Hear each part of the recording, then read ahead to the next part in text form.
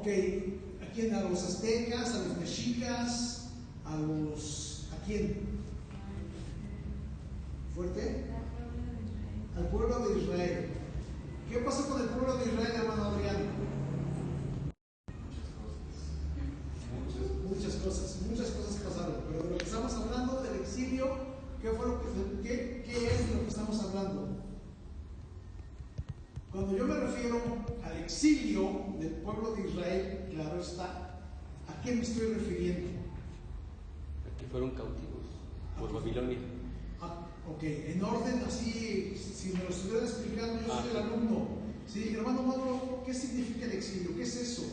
¿De qué trata? Cuando la Biblia habla del exilio babilónico, del exilio de Jerusalén, ¿de qué está hablando? ¿Del exilio de Jerusalén?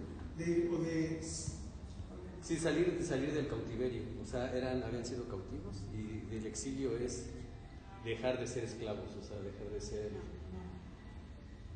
¿Hermana Sandy, ayúdale al hermano Mauro? Pues es que el pueblo fue llevado a Babilonia, fue capturado y fue llevado a Babilonia. Okay. Después de 70 años, el pueblo regresa a la tierra, a Judá, no me acuerdo. ¿Qué es el exilio? La salida. Regresar a donde No, el exilio es la cautividad. Pues el exilio es cuando se los llevan presos. ¿Sí? Exiliar a alguien es llevárselo. ¿Sí? Entonces, ¿qué hicieron los babilonios? Los babilonios exiliaron a los israelitas. ¿Sí? ¿Por qué dije Jerusalén? Porque no fueron a todos los israelitas. Fue específicamente a Judá, ¿sí? Y Benjamín, y con ellos otros revueltos. ¿Sí? Ok, pero yo soy el inconverso. Yo soy el que está preguntando. Ustedes son los que me tienen que convencer o explicar. No convencer, sino explicar de qué se trata este periodo. ¿Sí? ¿Cuándo sucede? ¿Por medio de quién sucede? ¿Quién lo hizo? ¿A quién se lo hicieron? ¿Qué pasó en ese tiempo? ¿Que los exiliaron? ¿A dónde se los llevaron? ¿Cuánto tiempo estuvieron ahí? ¿Quiénes regresaron? ¿Sí me explico? ¿En cuántas etapas se los llevan? ¿En cuántas etapas regresan? ¿Quiénes son los líderes del regreso? Eso es lo que yo estoy preguntando. Ahora, ¿por qué lo estoy preguntando? Porque ya lo vimos. Ustedes ya lo deben de saber. Ya lo deben de saber. ¿Sí? Ok, hermana Adi.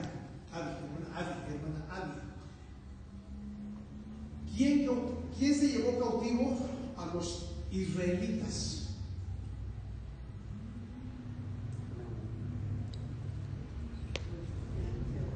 ¿Quién? No. ¿Los caldeos? No. ¿Los caldeos? Los babilonios, sí. Los caldeos, sí. Sí, el pueblo caldeo, los babilonios. Pero bueno, en este punto es más preciso decirles los babilonios, sí es el pueblo caldeo. ¿Quién fue, Emanuel? ¿Quién fue el general del ejército de los babilonios? Muy bien, Nabucodonosor, sí. Así. ¿Cuántos años, hermano Adrián?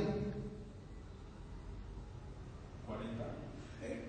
Pero yo sé que si sabe no le voy a preguntar. Hermano Bobby, ¿cuántos años estuvieron? ¿Cuántos años estuvieron presos? Hermana Eve. No es posible. Tengo que renunciar como maestro. 70 años en la cautividad babilónica. 70 años en la cautividad babilónica. ¿Cuántos? Bueno, hay un conflicto ahí, pero la Biblia, ¿qué dice? Sí, la narrativa bíblica, ¿qué dice? ¿Quiénes fueron los reyes o los gobernadores en el tiempo en que estuvieron presos? ¿Sí? Joacim, el hijo de Josías. No, los gobernadores. No a quienes, sí. O sea, sí, fue en el tiempo de Joacim, ¿sí? De Joaquín, ¿sí? En ese tiempo fue cuando se los llevaron. Pero ok, Nabucodonosor fue el general. Y después se convirtió en gobernador, sí. Porque cuando él era general, ¿quién era el gobernador o el rey de Babilonia? ¿Ciro? No era Ciro. Nabu no sé qué. La hermana Ari sabe, a ver que lo mande. Pero debe. La hermana Ari. El papá de Nabucodonosor. Nabopolassar. Hermana Ari. Sí, ya lo contestó hace. Bueno, ¿cómo se llamaron los reyes que gobernaron en el tiempo que los israelitas estuvieron en Babilonia? Hermana Ari, por favor, mándenos un mensaje. Esto no lo grabes. Es que son temas ya vistos, ya tienen que tenerlos en la cabeza. Se les debe de ir pegando, Una, por lo que estamos enseñando, y otra, porque ustedes van leyendo. ¿Sí? Entonces, ok, hermano, pero yo nada más he pasado una vez por ahí, porque nada más he leído una vez completa la Biblia. No importa, es algo que constantemente estamos dándole mención. ¿Sí ya contestó la hermana Ari algo? No. A ver, aquí. Ya lo está googleando la hermana Sí. Ari. Ya lo está googleando, ya me lo mandó a mí. Ok, llevárselos de su patria a otra nación, eso es el exilio. Llevárselos de su patria a otra nación. Muy bien, hermana Ari, lleva 10. Hubo 3 deportaciones, ¿sí? Iniciadas por Nabucodonosor, lleva otro 10. Y posteriormente los medos persas conquistaron, muy bien, otro 10, vayan sumando, ¿sí?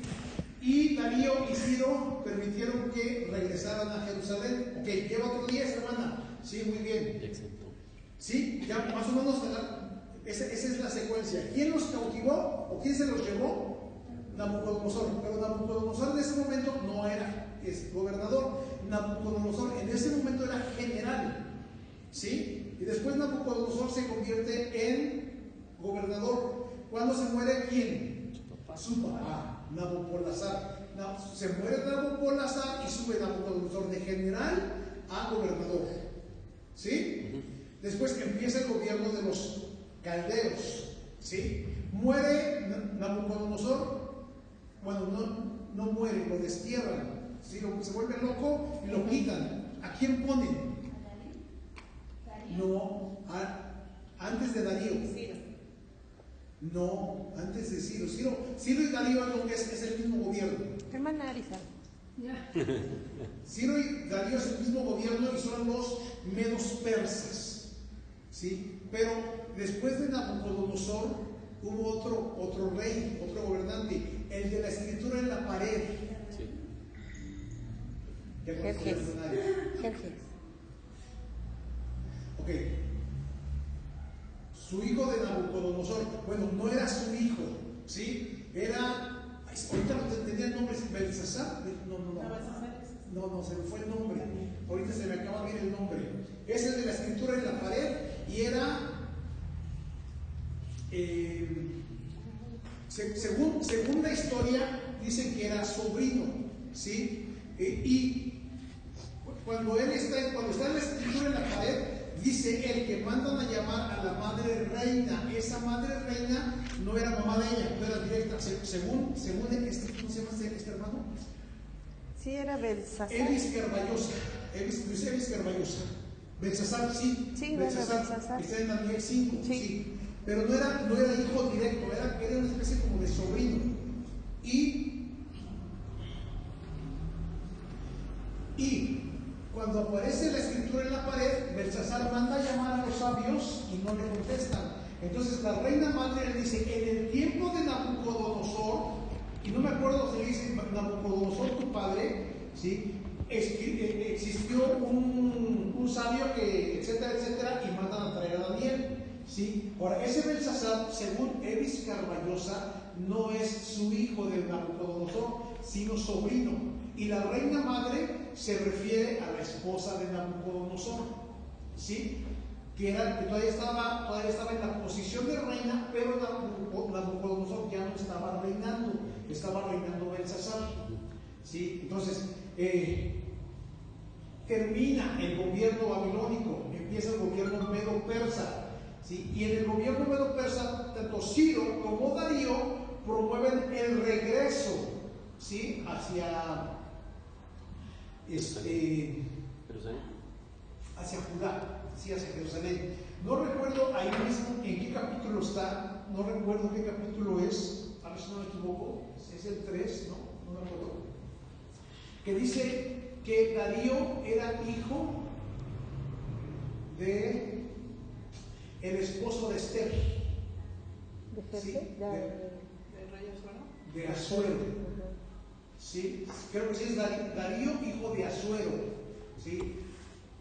Eso es muy importante. ¿Por qué? Porque el regreso de los babilonios tiene que ver con la influencia de un rey, que tiene que ver con la influencia de una mujer. ¿De los israelitas? El regreso de los israelitas, ¿sí? Tiene que ver con la influencia de un rey, ¿sí? Que tiene que ver, ese rey fue influenciado, ¿sí? Por los babilonios, perdón, por Esther, ¿sí? ¿Sí me explicó? Ok, luego les doy una cita porque esto no lo tenía ahorita apuntado para decirlo, pero así es, ¿sí? Así va la narrativa. Entonces, ok.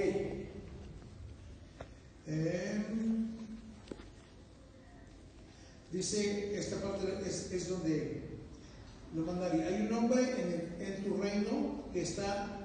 Ay, déjenme poner lentes. Hay un hombre en tu reino en quien está el espíritu de los dioses santos. Y en los días de tu padre se halló en él luz, inteligencia y sabiduría como la sabiduría de los dioses. Y tu padre, el rey Nabucodonosor, tu padre, el rey, lo nombró jefe de los magos, encantadores, caldeos y adivinos. Ok. Sí, ahí dice, y le repiten, y lo repite varias veces, que es su padre. Pero según el libro de Daniel, que es un estudio profundo que hizo Elis Carballosa, no dice que es su padre, dice que es sobrino. Pero es una especie como de parentesco adoptivo, ¿sí? Como Esther y Mardoqueo, algo así, como Esther y Mardoqueo, ¿sí? Más o menos bajo la misma temática, pero luego checamos bien ahí los parentescos de ese tipo. Cuando lleguemos a Daniel, vamos a profundizar allí en ese punto. ¿Qué, hermana Sandy, qué descubrió? Nada. Es que dice la hermana Ari que no lo googleó, que ella sí estudia. Sí. Sí, yo le creo a la hermana Ari, no, yo no creo. No lo googleó. Sí. Sí, no, la hermana Ari no lo está googleando, ella sí. Ella sí se aplica. Sí se aplica. No Sí. como No como otros. Ahorita es la mejor alumna que tenemos en línea, ¿sí? Bueno, y también aquí en las vacas, porque híjole, de veras ustedes que no echan ganas. Ok, entonces, regresan, ¿sí? ¿En cuántos episodios regresan? En 3, ¿sí? ¿Gobernados por quiénes? Zorobabel, Nehemías y Esdras. Ok, Zorobabel, Nehemías y Esdras. Este Esdras es este Esdras al que llegamos hoy, ¿sí? Al del libro, al escritor del libro. Ahora, ¿quién ya leyó Esdras? Levante su mano, ¿sí? Se supone que ya todos leímos Esdras. Ok, si ya leímos Esdras, sabemos muy bien que Esdras se trata del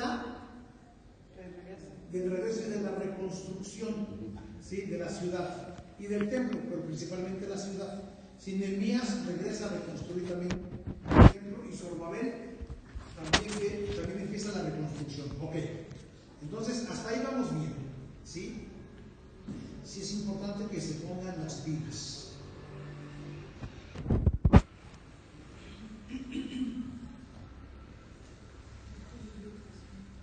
Ahora sí, ya vamos a empezar a grabar. Sí, ahora sí. Pero sí lo escuchamos hace rato, ¿no? El recording y todo, ¿sí, no? Lo editas.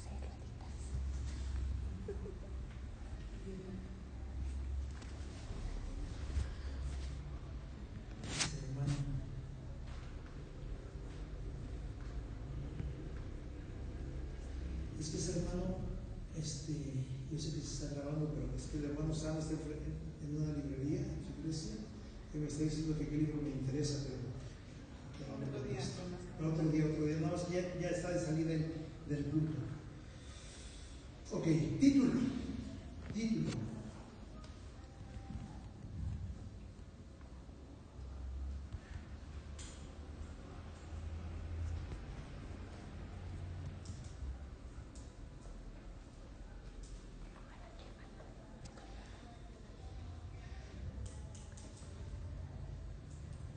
Aunque el nombre de Esdras no aparece en el relato del regreso posexílico de Judá a Jerusalén, hasta el capítulo 7, número 1, ¿sí?, el libro lleva su nombre.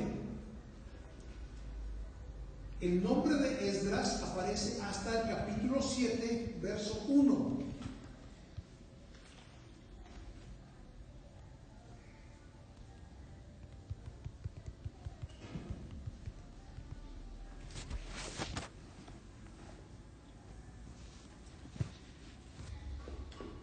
El nombre Esdras significa Jehová ayuda.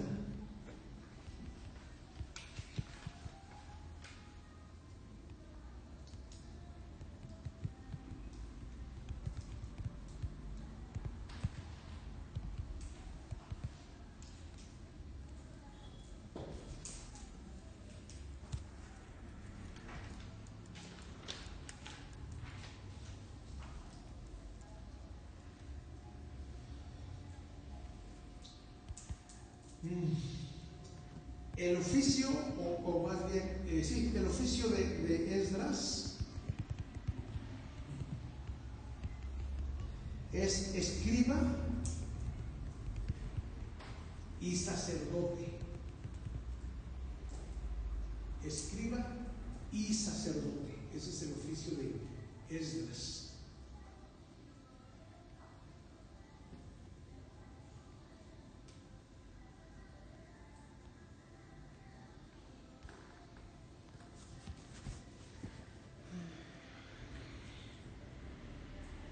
¿Ven? Amén. Hasta aquí, dudas, preguntas, comentarios. ¿No? ¿No hay dudas? ¿No hay dudas? Me quiero acordar quién era el que servía al rey. Eran. El copero, Nehemías. Okay. Nehemías era el copero del rey. Sí.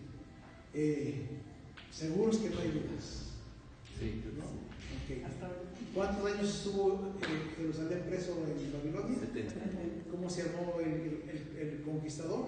Nabucodonosor. Después el conquistador se volvió gobernante. Después de ese gobernante, ¿quién siguió? Belsasar. Después Darío, ¿sí? Gobernado por Ciro. Ese gobierno le llamamos el gobierno Medo-Persa. Después del gobierno Medo-Persa, ¿quién gobernó? Eso no lo dice la Biblia. Los griegos. Los griegos, muy bien, ok.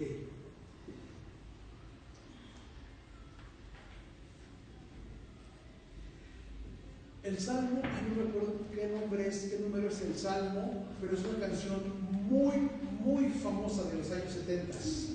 ¿Sí? La canción la conocemos como Ríos de Babilonia. ¿Sí? Y esta es una canción que se escribe, es un salmo que se escribe, no es posexílico, se escribe dentro del exilio. ¿Sí? Y la canción narra un fragmento de ese salmo, y ese salmo dice: cuando estábamos en los ríos de Babilonia, nos decían, Salmo 137, ¿sí? O sea, está narrando una parte de sus recuerdos de los israelitas cuando ellos estaban en Jerusalén, y los babilonios les decían: cuéntenos cómo eran su vida, cómo era su historia, cómo eran sus costumbres, ¿sí? Y esa canción, que es muy famosa, es literalmente un fragmento del Salmo 137, ¿sí? No les estoy diciendo que se vayan a escuchar la canción, pero si la oyen no hay problema. Es buena canción. Bonnie M fue un muy buen grupo. Medio fraudulento porque no eran sus voces, pero fue una buena banda. Autor y fecha. Autor y fecha.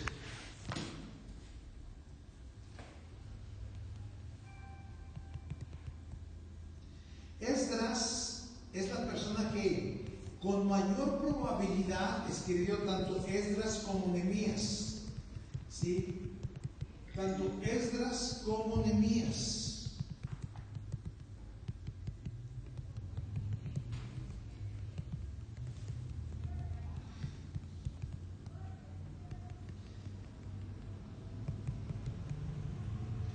Los cuales originalmente pudieron haber sido un solo libro.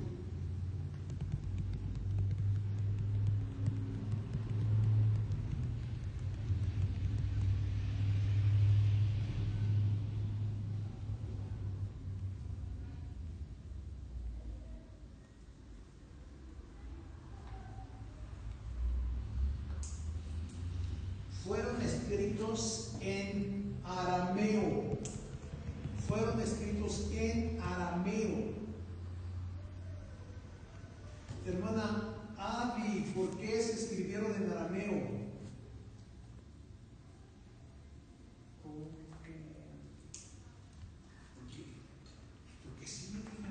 Porque sí, porque esa era la lengua, ¿no? ¿De quién? Del pueblo, ¿no? A ver, ¿qué idioma hablaban los israelitas? Hebreo. Hebreo. ¿Y por qué se escribe en arameo? Porque los babilonios, en Babilonia se hablaba arameo. ¿Sí? Ahora, hermanos, los que nacen en un país y viven 70 años en ese país, ¿qué idioma hablan? ¿De ese país? El idioma del país. ¿Sí? El idioma del país. Ok, ahora, cuando son de papás extranjeros del país, ¿cuántos idiomas hablan? Los dos. Mínimo dos. ¿Cuál? El original. El nativo del individuo, de la persona, y el de los padres. ¿Sí? ¿Qué pasó con Israel? Eso pasó con Israel. ¿Sí? Fueron muchos a Israel, pero vivieron, hermanos, 70 años. Hermanos, 70 años es mucho. Es una generación, es más de una generación. En la Biblia las generaciones se cuentan por 40. ¿Sí? Aquí estamos hablando de casi 2 generaciones. Casi 2 generaciones. Que la primera perdió su identidad. ¿Sí? La primera pierde su identidad y la segunda literalmente nace con una identidad adoptada. ¿Sí? Ok, por eso es que los judíos que regresan del exilio regresan hablando arameo y hebreo. Pero después el arameo se vuelve una lengua muy importante de Israel y se queda como una lengua presente, no dominante, pero sí presente. ¿Sí? Entonces se traducen todos los textos del hebreo, se traducen al arameo. ¿Sí? El Pentateuco se traduce al arameo. ¿Sí? Los textos del Mejillot se traducen al arameo. Todos los textos se traducen al arameo. ¿Por qué? Porque los hijos hablaban arameo. ¿Sí? Y era muy importante que ellos pudieran leer todo en el arameo. Ahora, de una forma muy sintetizada, ustedes han oído hablar de la Biblia Peshita. Sí. ¿Sí? ¿De qué idioma se tradujo la Biblia Peshita? El arameo. Del arameo. ¿Sí? En una ocasión, una persona que vendía Biblias en otra iglesia, no aquí, en otra iglesia donde estábamos, ¿sí? Me dice la persona, hermano, ¿no me interesa la Peshita? Sí, me interesaba, pero no me dieron para comprar en ese momento. Que por cierto, una hermana que está aquí sentada, que no les voy a decir quién es, me regaló una Biblia Peshita. ¿Sí? Me dice la hermana, ¿tú sabes qué bueno? No, yo creo que fue la hermana Vane. No, la hermana Vane no me regala nada. No te me va a regalar. Para que hable con provecho, dice. No, es para que digan, no, le voy a regalar algo más grande, una Biblia de gozo. Sí, algo así como que una competencia. Sí. Me dice esa hermana, oye hermano, ¿no le interesa esta Biblia? Le digo, sí, hermana, le digo, a ver, hermana, usted que está vendiendo esta Biblia, ¿de dónde surge esa Biblia? No sé, hermano, a ver, ¿de dónde se tradujo? No sé, hermano, empieza a buscarle, del arameo. ¿Y cómo la tradujeron del arameo? Si la Biblia no fue escrita en arameo, los textos originales están escritos en griego y en hebreo. ¿Por qué tradujeron del arameo esta Biblia? Y no sé, hermano, con su permiso, ¿sí? Entonces, en lugar de, pues me la estaba vendiendo, me tenía que convencer, ¿sí? Y no me convenció. Cuando sí me convenció, pues no tenía que decir. Entonces, siempre que le pregunto a alguien, ¿y de dónde surge? Tenemos un problema de tierra física.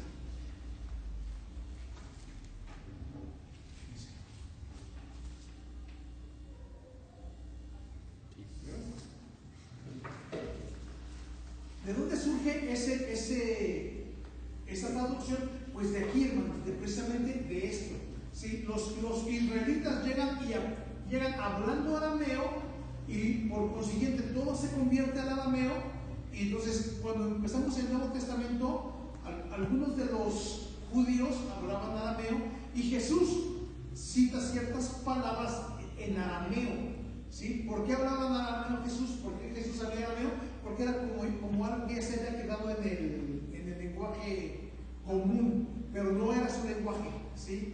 Nunca quedó como un lenguaje principal en Israel. ¿Sí? Después entra el griego y también por cuestiones de usos y costumbres, los israelitas aprenden a hablar griego, ¿sí? Y hablaban hebreo y hablaban griego como idiomas principales, y había todavía algunos restos, por decirlo así, del conocimiento del arameo, pero no es que ellos hablaran arameo, ¿sí? ¿Estamos? De ahí surge toda esta cuestión de las lenguas. Ahorita, si ustedes hablan ahorita con un judío, vamos a decir, ahorita todos los judíos se regresan a su país, todos.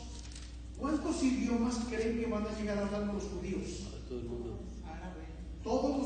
Prácticamente todos los idiomas del mundo. Van a hablar hebreo, porque todos hablan hebreo, siguen manteniendo la tradición, pero todos van a llegar hablando la mayoría de los idiomas del mundo, porque los judíos están regados por todo el planeta, ¿sí? Lo mismo pasó en Hechos capítulo 2, ¿sí? Dice, había muchos judíos de muchas naciones, ¿sí? Y mínimo contamos 12 naciones en ese capítulo. Y cuando los israelitas, los apóstoles, reciben el don de lenguas, empiezan a hablar en todos los idiomas de los que estaban ahí presentes. Y dicen ellos, los presentes, dicen, ¿no les estamos oyendo hablar en nuestra lengua natal? A ver, espérame tantito. ¿Cómo que en nuestra lengua natal si ustedes son judíos? Porque Hechos 2 es la visita del Espíritu Santo y la presentación del Evangelio a judíos, no a gentiles, a judíos, ¿sí? Eran judíos de la diáspora. Y con Pedro y el centurión, ¿cómo se llamaba? Cornelio, ¿sí? Con Pedro y Cornelio es la visita del Espíritu Santo y las lenguas hacia los gentiles. Pero en Hechos 2 es judíos, solamente judíos, todos de la diáspora, ¿sí? Pero dicen esos judíos, ¿no le estamos oyendo nosotros hablar en nuestras lenguas natales? A ver, pero son judíos y están hablando, y dices que entiendes otra lengua y dices que es natal. Sí, porque todos los judíos habían sido dispersados, o no todos, pero muchos habían sido dispersados y vivían en lugares en donde se hablaba otra lengua. Hermanos, cuando esos judíos convergen todos en Israel, ¿qué tenemos? Un montón de idiomas y tenemos hebreo, siempre hebreo. Eso es lo que estaba pasando en este momento. ¿Sí? Aquí no hay muchos idiomas, pero sí hay hebreo y hay arameo. Ok, hasta ahí vamos bien. ¿Sí? ¿Dudas? ¿Preguntas? ¿Comentarios? A mí un comentario nada más, se me hace, bueno, en Hechos 26, 14, cuando se le aparece Jesús a Pablo, dice que le habló en lengua hebrea. O sea, se me hace curioso de que tomó el lenguaje original del pueblo hebreo. O sea, no les habló en arameo ni en otra lengua, sino en lengua hebrea. En lengua hebrea, sí. Y también cuando Pablo está disputando en su juicio, de repente se levantó la mano y habló en hebreo. ¿Sí? Y el pueblo se sorprendió de que hablara en hebreo. ¿Sí? Entonces, esta confusión de lenguas, todo este revoltijo de lenguas tiene que ver con las cuestiones de las conquistas y de los exilios. ¿Sí? Por ejemplo, cuando el pueblo de Israel es liberado de la cautividad egipcia, ¿en qué idioma hablaban? Después de 400 años de estar cautivos, hablaban en egipcio. ¿Sí? Su idioma era el egipcio. Entonces, en ese momento existía el hebreo. Sí, tenían todo el conocimiento del idioma que venían hablando de Abraham, de Isaac, de Jacob, pero ellos hablaban egipcio. ¿Sí? Ya cuando se consolidan como una sola nación, el idioma predominante fue el idioma de los padres, pero también ellos sabían hablar egipcio. Ahora, esa generación, vamos a decir, después de los 40 años que mueren en el desierto, los hijos todavía lo practicaron, pero quién sabe cuántas generaciones más duró ese idioma dentro del pueblo judío. ¿Sí? Entonces, hay que entender todas las influencias. ¿sí? Recuerden, idioma es cultura, ¿sí? Idioma es cultura. Y una persona que domina un idioma domina una cultura. Entonces los israelitas estaban inmersos O impregnados.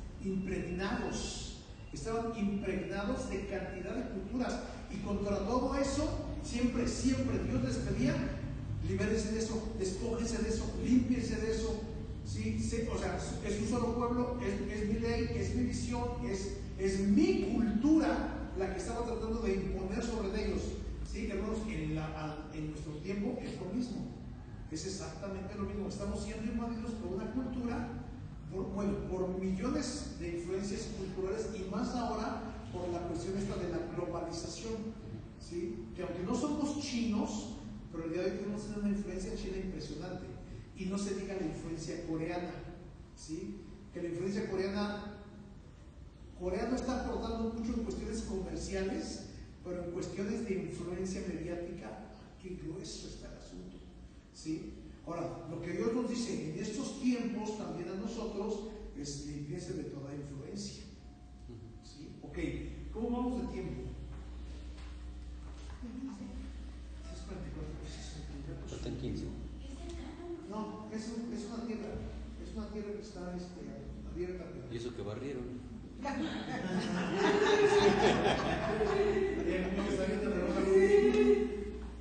Un chistecito. Sí, sí pica.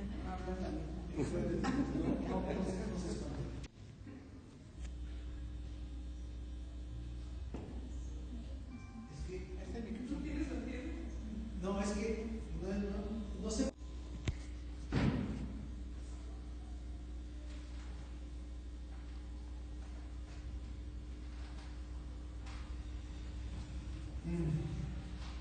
Bueno, autores fecha, ¿sí? Alrededor del 458. Alrededor del 458.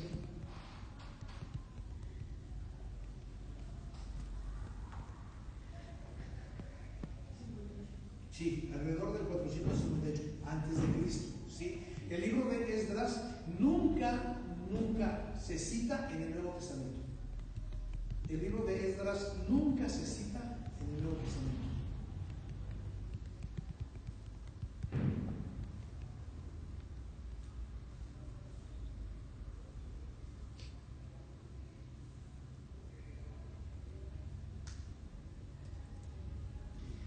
Esdras fue un escriba que tuvo acceso a muchísimos documentos administrativos. Esdras fue un escriba que tuvo acceso a muchísimos documentos administrativos, y se encuentran, la mayoría de esta información se encuentra en el libro de Esdras y de Nehemías.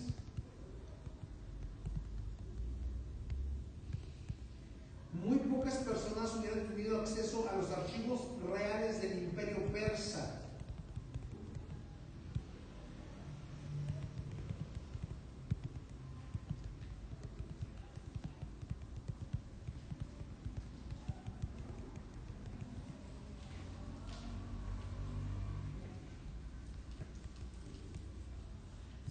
En el 7.10, versículo 7.10, se encuentra la razón del por qué Esdras estaba tan interesado en todos estos estudios y en la reconstrucción de su nación. Dice en el 7.10: porque Esdras había preparado su corazón para inquirir la ley de Jehová y para cumplirla, y para enseñarla en Israel sus estatutos y decretos.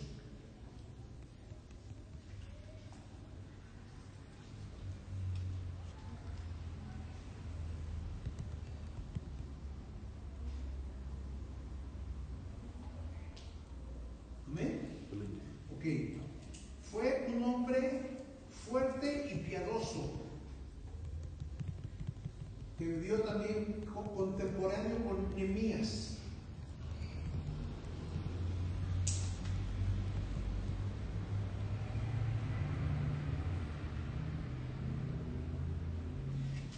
Fundador de la gran sinagoga. ¿Qué es la gran sinagoga? No voy a decir que es un templo grandote, una sinagoga grandota.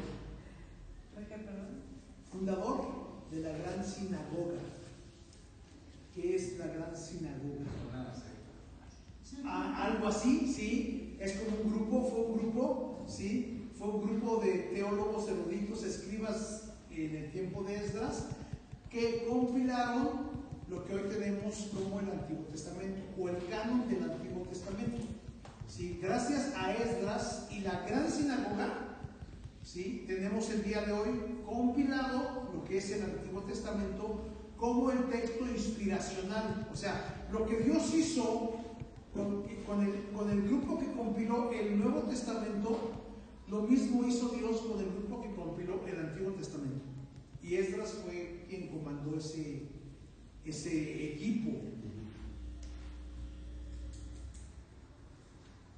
¿Pero se habla de la gran sinagoga de la Biblia? No se habla de la gran sinagoga, ya es parte de la tradición judía, ¿sí? Es algo así como, tampoco se habla del concilio que estableció el Nuevo Testamento, ¿sí? Hermanos, aquí tenemos que entender algo. Dios usó gente que nosotros no tenemos ni la más mínima idea de quién fue y cuáles eran sus funciones y su existencia, ¿sí? Porque, por ejemplo, los católicos se atribuyen el hecho de que tenemos Biblia gracias a los católicos, ¿sí? Gracias a la Iglesia Católica nosotros el día de hoy tenemos la Biblia, dicen ellos, ¿sí? Ahora, ¿eso es falso o es verdadero?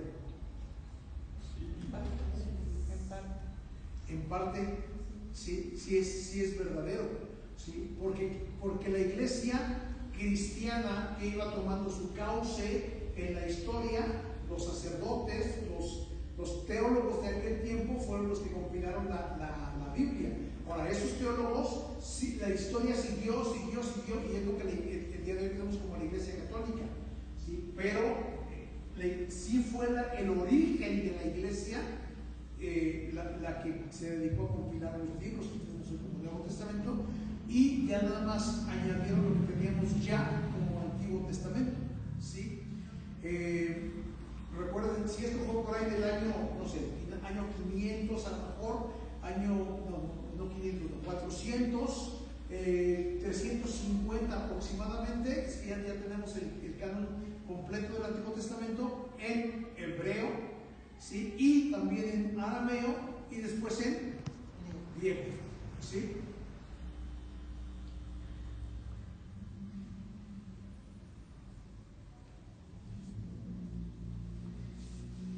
Esdras guió el segundo regreso de Persia alrededor del 458.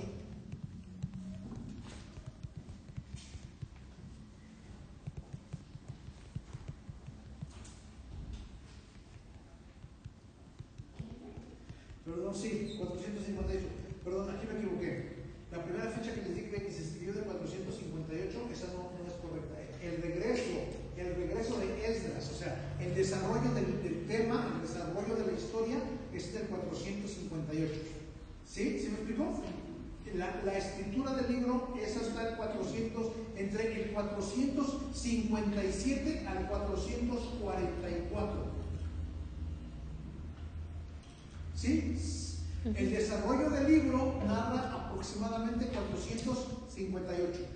La escritura del libro está entre el 457 y 444, hasta ahí. ¿Sí? Ok. Recuerden, todo esto es antes de Cristo y por eso es que los números van al revés, las cantidades van al revés. Ok, hasta ahí vamos a dejar el libro de Esdras.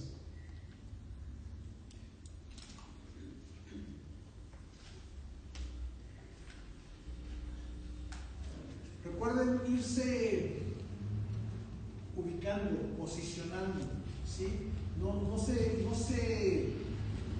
No pierdan, es que conocemos o leemos, entre comillas voy a ponerlo, leemos la Biblia, pero nunca nos damos el tiempo para razonarla en la historia de la humanidad, para posicionarla en la historia de la humanidad, ¿sí? Recuerden que la Biblia es un libro que narra eventos históricos, principalmente el Antiguo Testamento, ¿Sí? Si alguien te dice, oye, ¿y la Biblia es un libro de historia? Sí, en muchos sentidos. En muchos sentidos, sí. ¿Sí? No es la razón de ser de la Biblia. La razón de ser de la Biblia no es un libro histórico. La razón de ser de la Biblia es un libro por medio del cual Dios nos está dando a conocer su plan, su proyecto, su trabajo, pero lo hizo a través de eventos históricos importantes. ¿Sí? Y por eso es que cuando yo leo la Biblia, yo debo de pensar históricamente. ¿Sí me explicó? Yo debo de pensar históricamente acerca de la Biblia. ¿Por qué? Porque si a mí me dicen es que el pueblo de Israel fue cautivado por los de Babilonia, yo tengo que pensar en la historia. ¿Sí? Cuando a mí me hablan acerca, para mí fue así como un choque. Cuando yo descubrí, porque yo antes de razonar la Biblia, me enteré que existían los jardines colgantes de Babilonia, que está considerado como uno de las 7 maravillas del mundo antiguo. Sí, ya no existen, pero fíjense, jardines de Babilonia, los jardines colgantes de Babilonia, ¿sí? Pero difícilmente mi cerebro dio para relacionarlo con la Babilonia bíblica. Yo sabía, conocía que existían unos jardines colgantes de Babilonia y que eran una de las 7 maravillas del mundo antiguo. Sí, pero ¿por qué nunca mi cabeza lo relacionó con los jardines colgantes de Babilonia, con Daniel, con Nabucodonosor, con el imperio medo-persa? ¿Sí? Porque no tenemos la costumbre de ligar entre lo bíblico y lo histórico. Y la idea de este pasaje panorámico, o este estudio panorámico, es que nos vayamos posicionando también en la historia. ¿Sí? Que yo sepa que sí existió, que yo sepa que sí hubo esta nación, que yo sepa cuál fue la función de esta nación, ¿sí? Y qué pasó con esa nación. ¿Por qué me interesa saber qué pasó con esa nación? Porque al final del tiempo Dios juzga a las naciones. ¿Qué pasó con Egipto? Dios juzgó a Egipto. ¿Cómo lo juzgó? Por medio de las plagas. ¿Sí? Primero lo puso en alto. ¿Sí? ¿Quién levantó a Egipto a donde llegó? José. ¿Por medio de quién? O sea, más bien Dios por medio de José. ¿Sí? Egipto fue lo que fue por Dios, por José. Pero después Egipto se fue para abajo. ¿Sí? Dios juzgó a Egipto. Dios juzgó a Sodoma y Gomorra. ¿Sí? Dios juzgó a los sirios. ¿Sí? Primero todo el mundo muy emocionado ahí con Jonás. Oh, sí, se convirtieron los de Nínive. Oh, gloria a Dios, los de Nínive se salvaron. ¡Pum! Años después, Dios se encarga de destruir por completo a Nínive. ¿Qué pasó? ¿Sí? Dios juzgó a Nínive. Dios juzgó a... Por eso hay que leer profetas menores. Dios juzga a todas las naciones de ese tiempo. ¿Sí? Y Babilonia no fue la excepción. A Babilonia Dios la juzgó por medio del gobierno medo-persa. Y al gobierno medo-persa Dios lo juzgó por medio de los griegos, y a los griegos por medio de los romanos, y etcétera, etcétera, etcétera. ¿Amén? Entonces, por eso es importante que vayamos poniendo nuestra cabeza en sintonía entre lo bíblico y lo histórico. ¿Sí? Además de que debemos de sacar los contextos históricos, sacamos los contextos teológicos. Bueno, hasta aquí, gracias por su asistencia y su participación. Hermana Ari, gracias por acompañarnos. Dios te bendiga. Nos vemos y escuchamos la próxima semana, primero Dios. Recording stopped.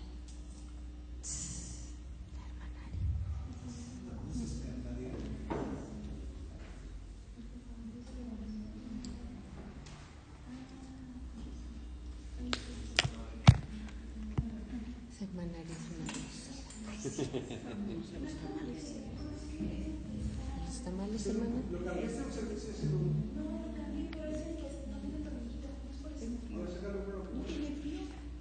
No, curiosamente hoy no.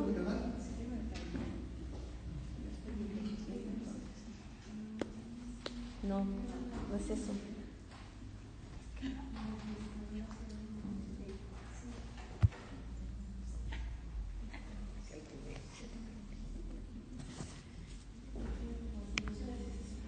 Hermana.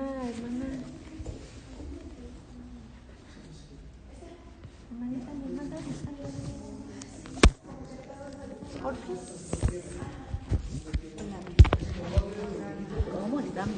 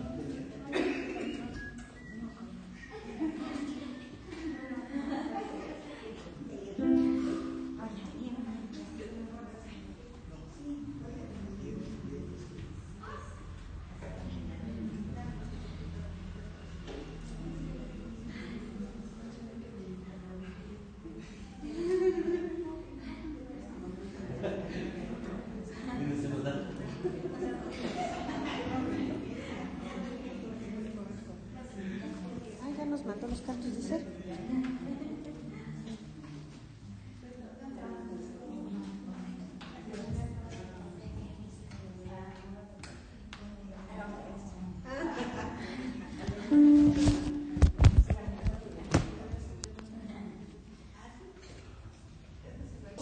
Sí, cuyos ancestros, fíjense, ¿por qué se llaman samaritanos? Porque se establecen en la región de Samaria, ¿sí? Ya habíamos dicho hace 8 días. Hace 8 días dijimos la región de Samaria, de dónde surge y por qué es tan importante. ¿Sí? A ver si se acuerdan. Del monte Semir. Mi versión dice Semir. Ok, ¿qué versión están viendo? Ok, bueno, según Reina Valera, Semir, monte Semir, ¿sí? Y era la capital. Samaria. No, Samaria era la capital De Israel. No. Del reino del norte. del reino del norte. Samaria era la capital del reino del norte. ¿Sí se acuerdan? Está dividido. ¿Sí? Israel está dividido. 2 divisiones. Reino del sur, reino del norte. Capital del reino del sur, Jerusalén. Capital del reino del norte. Sí. Establecida o creada, fundada por... Los sirios, dijo, ¿no? Eran los sirios, ¿no? No. Eso, El papá de Acab. ajá. El rey, papá de Acab. Manasés. No me acuerdo cómo se llama. No me acuerdo cómo se llama el papá de Acab. Pero sí recuerdan a Acab, esposo de Jezabel. El papá de Acab levanta esa ciudad como la capital del reino del norte. ¿Sí? Sí. Y entonces viene siendo la ciudad principal del reino del norte hasta la conquista babilónica. Después, cuando regresan, esa ciudad está poblada ¿por quiénes? Por judíos que se habían quedado ahí y una mezcla. ¿Cómo? Omri.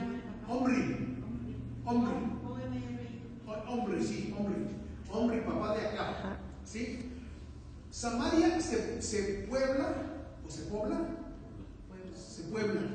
Sí, Samaria se puebla de judíos que se quedaron en el exilio babilónico. ¿Quiénes fueron los judíos que se quedaron en el exilio babilónico? Los más pobres, ¿sí? Los más ignorantes, ¿sí? feos, ¿sí? Entonces, fueron a los que abandonaron ahí. Ahí nos dijeron, ustedes no nos sirven para nada. Los más jóvenes, los más ricos y los más guapos al palacio, ¿sí? Yo voy a ir al palacio. No es cierto, no soy rico y no soy rico. ¿Sí? Entonces, no, a mí me habían dejado entonces con los de Samaria. Ahí se quedaron los más pobres, los que no tenían terreno, los que no tenían propiedades, se quedan en Samaria. Y el rey babilónico les envía gente para poblar la ciudad.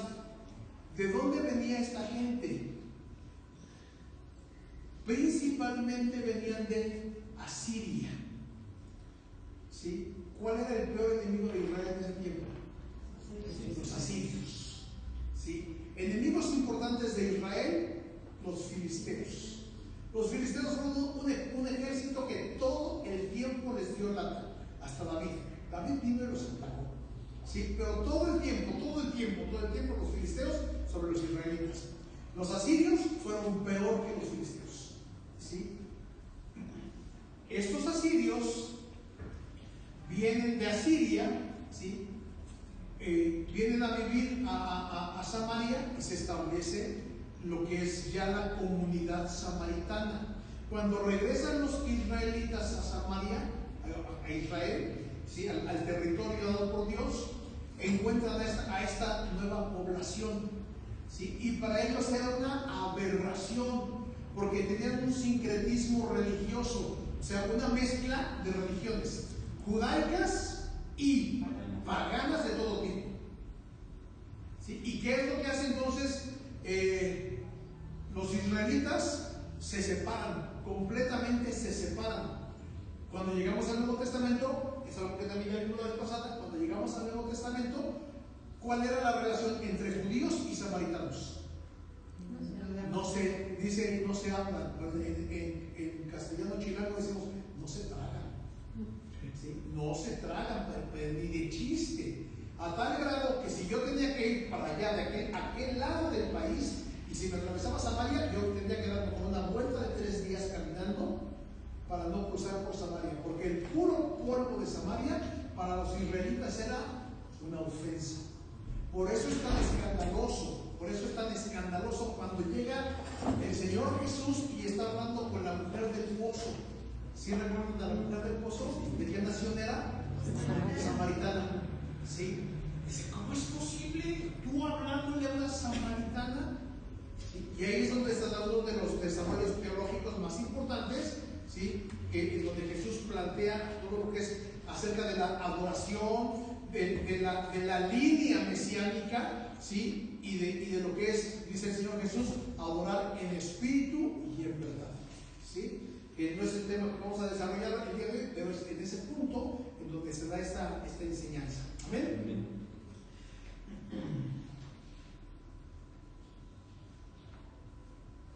Ok. Para terminar, Esdras. Principales doctrinas en Esdras.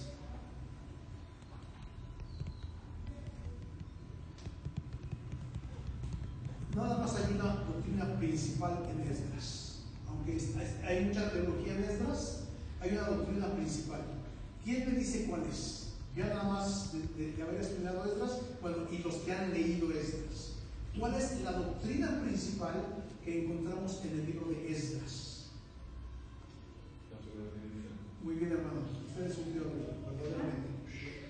La soberanía divina, ¿sí? La soberanía divina.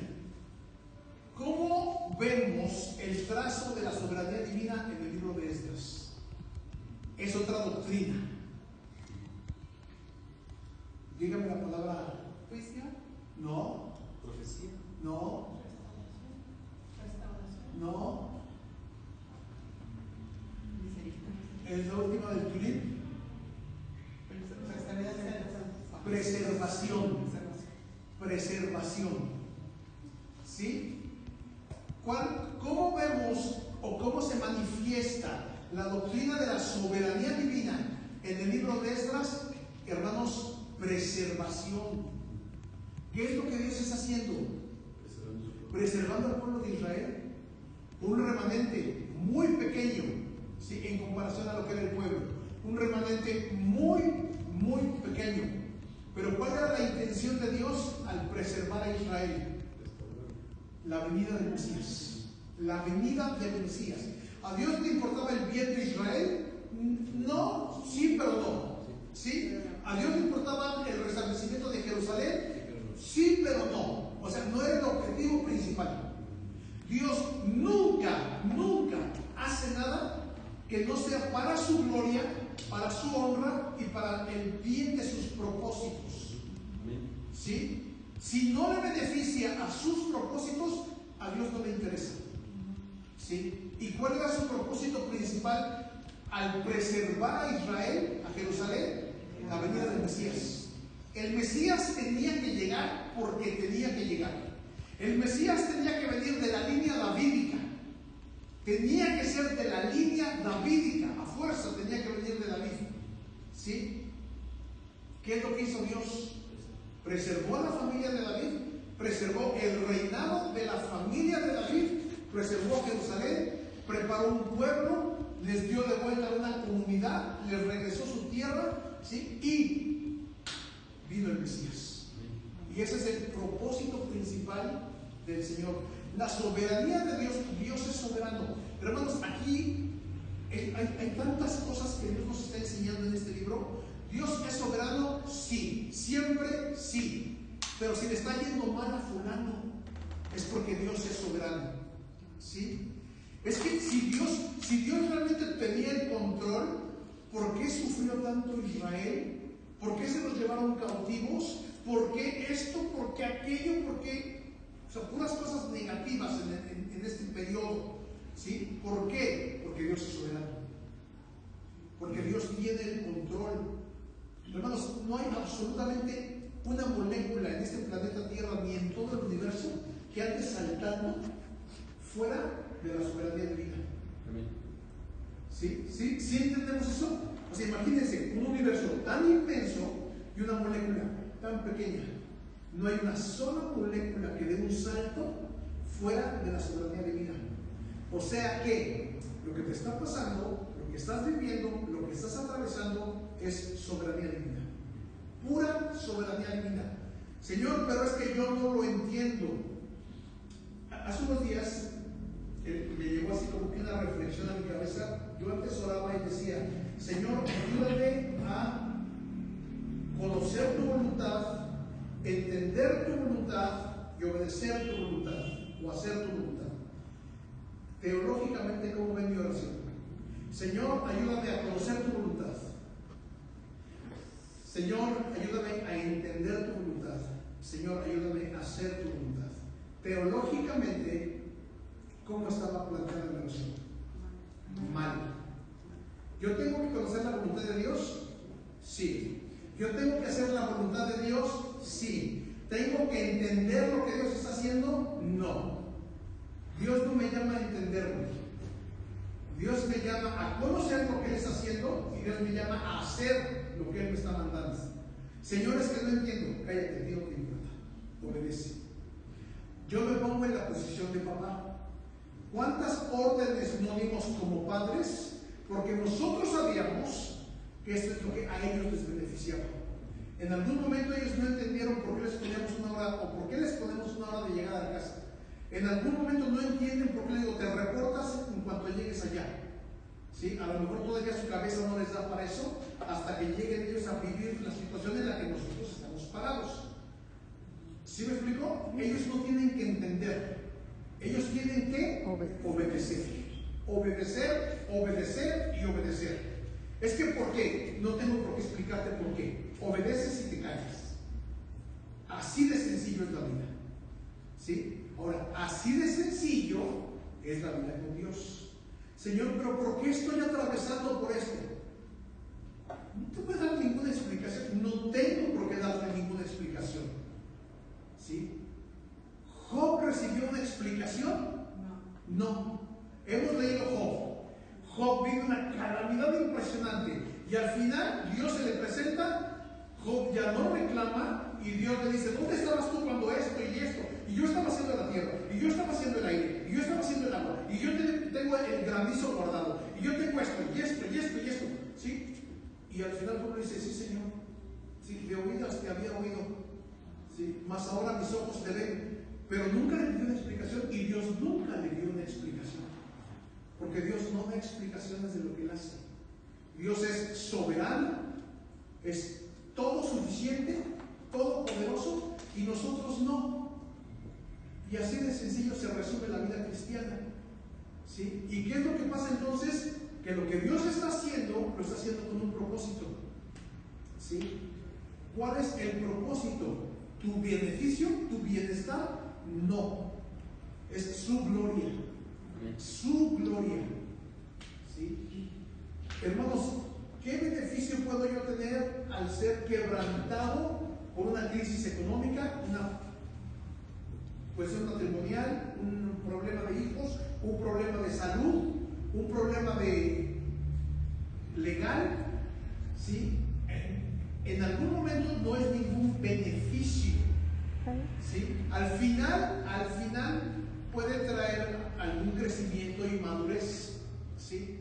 Pero el objetivo principal es la gloria de Dios. Sus planes, sus propósitos, ¿sí? Su proyecto, lo que Él ha decidido. Y hermanos, y en Cristo podemos ver la perfección de los planes divinos, ¿sí?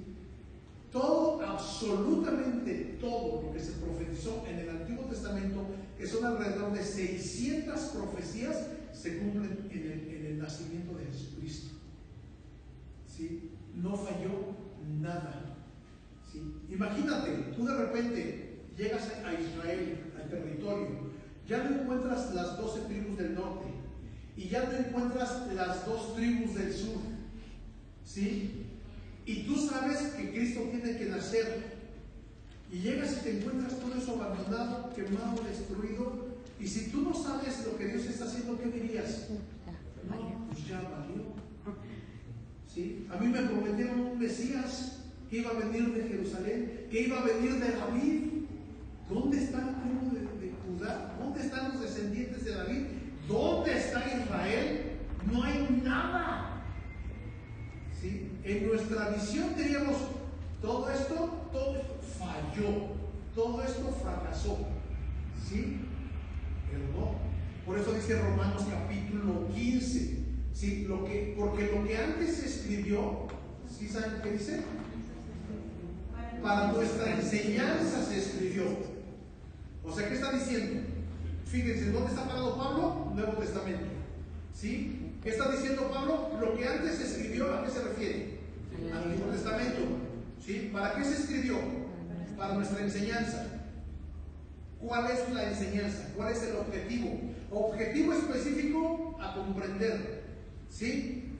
Porque lo que antes se escribió para nuestra enseñanza se escribió a fin de que por la paciencia y la consolación de las Escrituras tengamos esperanza, ¿sí? ¿Qué es lo que está diciendo Pablo? Hermanos, lo que se escribió antes se escribió para que ustedes entiendan que lo que se está escribiendo se va a cumplir.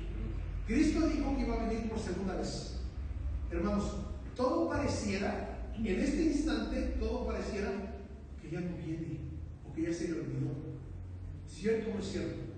Es un descontrol. La ciudad, el planeta entero es un caos.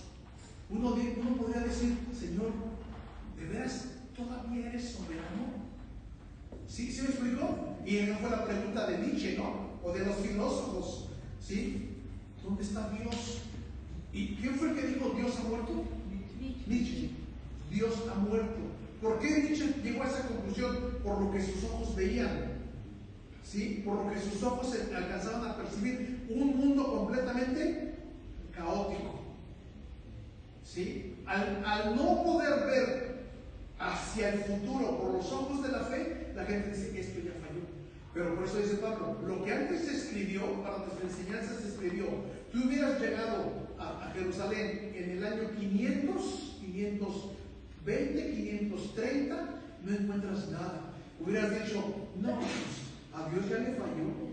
A mí se me hace que en los planes de Dios murió y todo fue un fracaso. Pero ¿qué es lo que podemos ver? Que al final de cuentas Dios está obrando. Dios está obrando. Por eso dijo el Señor Jesús, mi Padre hasta ahora trabaja. ¿Sí? No dice, a ver, espérame. No dice la Biblia que Dios terminó 6 días de trabajo y descansó el séptimo. Sí, pero no dice que se quedó descansando.